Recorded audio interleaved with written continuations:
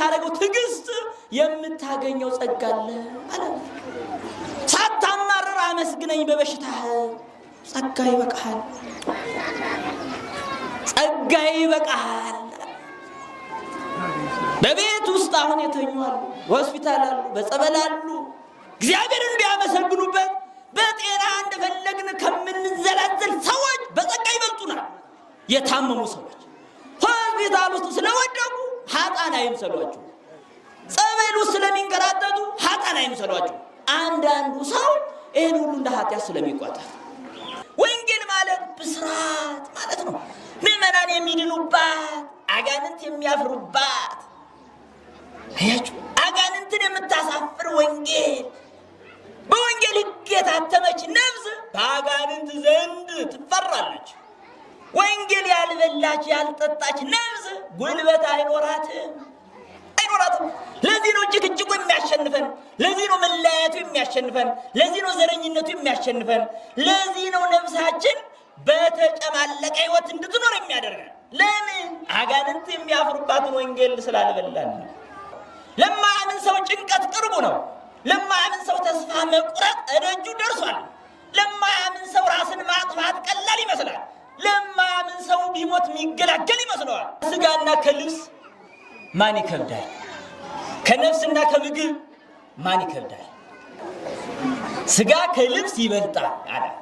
ምን እንለብሳለን ብለን የምንጨነቅ ከሆነ ምን አለ? ስጋ ከልብስ ይበልጣል አለ።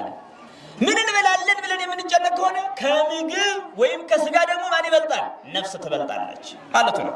ታዲያ ስጋን የሰጠኋችሁ እኔ የምትለብሱትን አሳጣለሁ ይላል። ነፍሳችሁን የፈጠርኩላችሁ እኔ ስለምትበሉት ታዲያ እኔ በምን ትጠራጠሩኛላችሁ ማለቱ ነው። አየው፣ ለሚያምን ይህ በቂ ነው። አየው፣ ስጋን የሰጠን እሱ፣ ታዲያ ስለ ልብስ እንጨነቃለንን? ነፍስን የሰጠን እሱ፣ ታዲያ ስለምንበላው ስለምንጠጣው እንጨነቃለንን? የሚበልጥ ማን ነው አለ። አያችሁ፣ ልብስ የስጋ ጠባቂ ነው። ጫማ የእግር ጠባቂ ነው፣ ቤዛ ነው። አየው፣ ስጋን የሚጠብቅ ልብስ ነው። ከምን? ከብርድ ይከላከላል፣ ከጋሬጣ ይጠብቃል። ጫማ ደግሞ ለእግር ቤዛው ጠባቂው ይሆናል። ምን ማለት ነው? እግር ይመታ የነበረውን መመታት ማን ይመታል? ጫማ ይመታል። እግር ይወጋ የነበረው መወጋት ማን ይወጋል? ጫማ ይወጋል። አስተውሉ፣ ከጫማችሁና ከእግራችሁ ማን ይበልጣል? እግሩ ደህና ከሆነ ስለ ጫማው የሚጨነቅ ሰው አለ? ታዲያ ገላው ደህና ከሆነ ስለ ልብሱ መቀደድ የሚጨነቅ ሰው አለ? የለም ካላችሁ፣ ስጋስ ቢታመም ነፍስ ልትጠራ አይደለምን? ታዲያ ምንም የሚያስጨንቅ? ስጋ ቢጾም ቢራብ ለነፍስ አይደለምን? ታዲያ ምንድን ነው?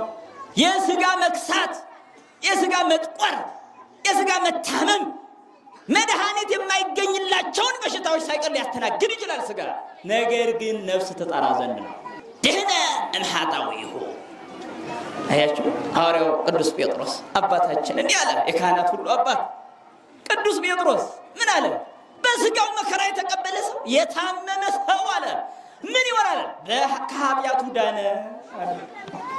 ጭፈራ ቤት ያለው የታመመ አይምሰለ፣ ጤነኛው ነው።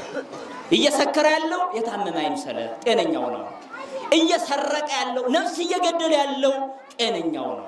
ነፍስ እየተጎዳች ስጋ ግን እንደፈለገ ይሁን። ጣሪው ጋር ይሰራል። ጌታዬ ወይ እርዳኝ ይላል። ስራችንን የሚያከናውንልን ራሱ እግዚአብሔር ነው። ብቻውን ስራውን የሚያከናውን የሚመስለው ሰው አለ እዚህ መሃል።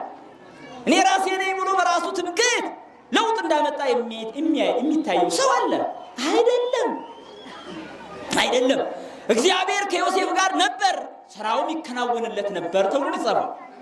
እግዚአብሔርን እንጀራ አይደለም የምንለምነው፣ እግዚአብሔርን እድሜ አይደለም የምንለምነው። ታዲያ መልካም ስራ፣ ጥበብን፣ ማስተዋልን ሰሎሞን የጠየቀው ይሄንን ነው።